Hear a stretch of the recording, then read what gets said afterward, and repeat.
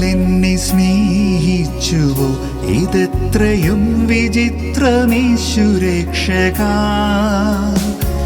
ഇത്രമേൽ എന്നെ സ്നേഹിച്ചുവോ, ഇതെത്രയും വിചിത്രമേശുരക്ഷക. എത്ര ദൂരം നിന്നെ വിട്ടോടി ഞാൻ, അത്ര നേരം കാത്തു നിന്നെ നീ. എത്ര ദൂരം നിന്നെ വിട്ടോടി ഞാൻ, അത്ര നേരം കാത്തു നിന്നെ നീ. ത്രിയേക ദൈവത്തിന് സ്തുതി. ജീവവചനത്തിലേക്ക് സ്വാഗതം. വിശുദ്ധ മത്തായിയുടെ സുവിശേഷം 19-ാം അധ്യായം 16-17 വാക്യങ്ങളിൽ നാം ഇപ്രകാരം വായിക്കുന്നു. ഒരാൾ അവനെ സമീപിച്ച് ചോദിച്ചു, ഗുരോ, നിത്യജീവൻ പ്രാപിക്കുവാൻ ഞാൻ എന്ത് നന്മയാണ് പ്രവർത്തിക്കേണ്ടത്? അവൻ പറഞ്ഞു, നന്മയെപ്പറ്റി നീ എന്നോട് ചോദിക്കുന്നതെന്തിന്? നല്ലവൻ ഒരുവൻ മാത്രം. ജീവനിൽ പ്രവേശിക്കുവാൻ അഭിലഷിക്കുന്നുവെങ്കിൽ പ്രമാണങ്ങൾ അനുസരിക്കുക. നമ്മുടെ നാഥനായ ക്രിസ്തു ഹൃദയത്തിൽ ഇല്ലാത്തതാണ് അസ്വസ്ഥതയുടെ അടിസ്ഥാന കാരണം, അല്ലെങ്കിൽ ഉള്ളവനെ തിരിച്ചറിയപ്പെടാതെ പോകുന്നതാണ്. അസ്വസ്ഥതയുള്ളവർക്ക് ക്രിസ്തുവിൻ്റെ അസാന്നിധ്യം ആശങ്കയാകുമ്പോൾ, സ്വസ്ഥതയുള്ളവർക്ക് ക്രിസ്തുവിൻ്റെ സാന്നിധ്യം ആവേശമാണ്. മത്തായിയുടെ സുവിശേഷം 19-ാം അധ്യായത്തിൽ സ്വസ്ഥതയെ സ്വന്തമാക്കുവാൻ ശ്രമിക്കുന്ന ഒരു യുവാവിനെ കാണാം. അവന് എല്ലാമുണ്ട്, പക്ഷേ സ്വസ്ഥതയില്ല. മറ്റൊരു വാക്കിൽ പറഞ്ഞാൽ, അവൻ്റെ ഹൃദയത്തിൽ ക്രിസ്തുവിനെ നഷ്ടപ്പെട്ടിരിക്കുകയാണ്. ഹൃദയത്തിൽ ക്രിസ്തുവിനെ നഷ്ടപ്പെട്ടവർ ധനത്തിൽ ശ്രദ്ധ വെച്ച് ജീവിതം കെട്ടിപ്പടുത്തിയ ആ യുവാവിന് ക്രിസ്തു നഷ്ടപ്പെട്ടതായി നാം കാണുന്നു. പക്ഷേ നഷ്ടമായത് അവൻ തിരിച്ചറിഞ്ഞു എന്നുള്ളതാണ് വലിയ അത്ഭുതം. പലപ്പോഴും നഷ്ടപ്പെടലിൻ്റെ വേദനയാണ് ചോദ്യങ്ങളായിട്ട് പ്രതിഫലിക്കുന്നത്. പക്ഷേ ചോദിക്കുന്നവൻ അറിയില്ല, കേൾക്കാൻ പോകുന്ന ഉത്തരത്തിനെന്നല്ല മറ്റൊന്നിനും അവനെ തൃപ്തിപ്പെടുത്തുവാനാകില്ല എന്നത്. അത് ക്രിസ്തുവിനോടാണേൽ പോലും. വേദനയുടെ ഈ ചോദ്യോത്തര നിമിഷങ്ങളിൽ യഥാർത്ഥ ആത്മാർത്ഥതയോടെ ഉത്തരം തേടുന്നവന് ക്രിസ്തു ഒരു തിരുത്തലിനുള്ള അവസരം കൊടുക്കുന്നു. ജീവിത രീതിയുടെ ഒരു തിരുത്തൽ, അതുപോലെ നമ്മുടെ ജീവിതചര്യയുടെ ഒരു തിരുത്തൽ. ഉത്തരങ്ങളിലെ ഉൾക്കാമ്പ് ജീവിതചര്യയായി മാറുമ്പോഴേ ക്രിസ്തു എന്ന നഷ്ടപ്പെട്ട സ്വസ്ഥത ഹൃദയത്തിൽ ജനിക്കുകയുള്ളൂ. ചിലർക്ക് കൂടെയുള്ളവൻ്റെ സാന്നിധ്യം തിരിച്ചറിയുവാൻ സാധിക്കാതെ പോകുന്നു.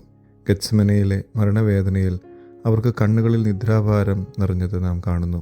അതുപോലെ കാൽവരിയിലെ പീഡാനുഭവവേളയിൽ തന്നെ തള്ളിപ്പറയുന്ന ശിഷ്യൻ്റെ അവസ്ഥ. അടുത്തുള്ളവനോട് അനുരൂപപ്പെടുവാൻ ഹൃദയം തുനിയാത്തിടത്തോളം ക്രിസ്തുവിനെ കാണുവാൻ സാധിക്കുകയില്ല അവർക്ക്. നിദ്രാഭാരവും തള്ളിപ്പറച്ചിലുകളുമായി ജീവിതം നീക്കും. സ്വസ്ഥതയുടെ സ്നേഹിതർ എന്നും യേശു ക്രിസ്തുവിൻ്റെ കൂടെ കൂടുന്നവരാകും. ഏത് അവസ്ഥയിലും വിളിക്കാൻ ക്രിസ്തു ഉണ്ടെന്ന പ്രത്യാശ നയിക്കുന്നവരായിരിക്കും അവർ. വിശുദ്ധ ലൂക്കായുടെ സുവിശേഷം 8-ാം അധ്യായം 22 മുതൽ 25 വരെയുള്ള ഭാഗങ്ങളിൽ കൊടുങ്കാറ്റായി ജനിച്ച അസ്വസ്ഥതയെ ക്രിസ്തുവിനെ വിളിച്ച് സ്വസ്ഥമാക്കുന്ന ശിഷ്യരെ നാം കാണുന്നു. ഉറങ്ങുന്ന കർത്താവിനെ ഉണർത്തുന്ന ചിത്രം. അസ്വസ്ഥതയിൽ അടിപതറുന്നവർക്കുള്ള വലിയ ഉൾക്കാഴ്ച നൽകുന്ന പ്രവൃത്തിയാണ് ശിഷ്യർ ഇവിടെ നൽകുന്നത്. നമ്മുടെ ജീവിതത്തിൽ അസ്വസ്ഥതയുടെ അനുഭവം ഉണ്ടായാൽ ആവേശത്തോടുകൂടി ക്രിസ്തുവിനെ അന്വേഷിക്കുക, അല്ലെങ്കിൽ ക്രിസ്തുവിൻ്റെ അടുത്തേക്ക് എത്തിച്ചേരുക എന്ന വലിയ ഒരു ഉൾക്കാഴ്ച നമ്മിൽ ഓരോരുത്തരിലും ഉണ്ടായിരിക്കണം. നമ്മുടെ ഹൃദയത്തിൽ ഉറങ്ങുന്ന കർത്താവിനെ ജീവിത പ്രതിസന്ധികളിൽ ഉണർത്തുക എന്നത് എവിടെയാണോ നിക്ഷേപം, അതിൻ്റെ വെളിപ്പെടുത്തലാകും.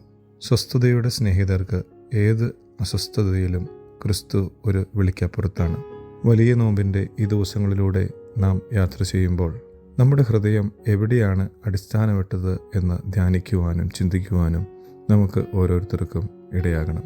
നമ്മുടെ അടിസ്ഥാനം, നമ്മുടെ ഹൃദയത്തിൻ്റെ അടിസ്ഥാനം എപ്പോഴും ഉറപ്പിക്കേണ്ടത് നമ്മുടെ നാഥനായ യേശു ക്രിസ്തുവിലാണ്. ഉറങ്ങുന്ന കർത്താവിനെ ഉണർത്തി നിത്യജീവൻ പ്രാപിക്കുവാൻ സ്വസ്ഥനായി ജീവിക്കുക.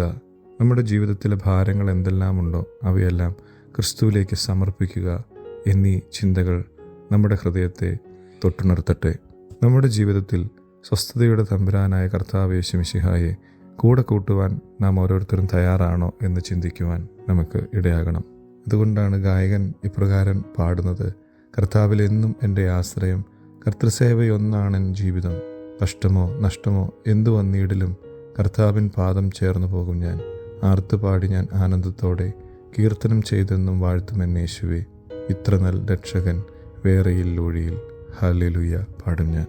നമ്മുടെ ജീവിത പ്രതിസന്ധികളുടെ അവസ്ഥകളിൽ നമ്മുടെ നാഥനായ ക്രിസ്തുവിനോട് ചേർന്ന് ക്രിസ്തുവിൽ സമർപ്പിച്ച് ജീവിതം ഒരു പുതുക്കപ്പെടലിൻ്റെ അവസ്ഥയിലേക്ക് മാറ്റുവാൻ നമുക്ക് ഓരോരുത്തർക്കും ഇന്നത്തെ ചെറിയ ചിന്ത ഇടവരുത്തട്ടെ എന്ന് മാത്രം പ്രാർത്ഥിച്ച് ആശംസിച്ച് നിർത്തുന്നു. ദൈവതിരുനാമം മാത്രം മഹത്വപ്പെടുമാറാകട്ടെ. ആമേൻ.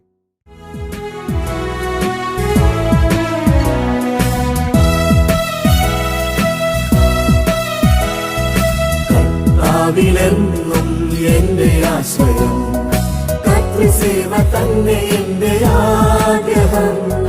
കഷ്ടമോ നഷ്ടമോ എന്തു വന്നിടിലും കർത്താവിൻ പാദം ചേർന്ന് ചെല്ലും ഞാൻ.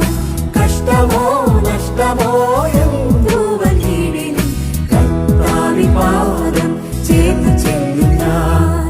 ആറ്റുപാടി ഞാൻ ആനന്ദത്തോടെ കീർത്തനം ചെയ്യുന്നു പാട്ടുവേശുവേ. ആറ്റുപാടി ഞാൻ ആനന്ദത്തോടെ കീർത്തനം ചെയ്യുന്നു പാട്ടുവേശുവേ. ഇത്ര നല്ല രക്ഷകൻ